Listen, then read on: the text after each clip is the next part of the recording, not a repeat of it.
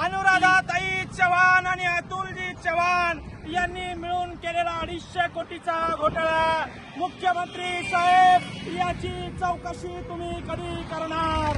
अरे गडगंज संपत्ती कमावणारे हे आमदार लोक, गडगंज संपत्ती कमावणारे हे अधिकारी, अतुलजी चव्हाण सारखे अधिकारी आज माझ्या पाठीवर शेतकऱ्याचं ओझ आहे. आपण बघू शकता, शेतकऱ्याच्या खांद्यावरचं कर्ज घेऊन या ठिकाणी आम्ही निघालेलो आहे. शेतकरी दाखवणार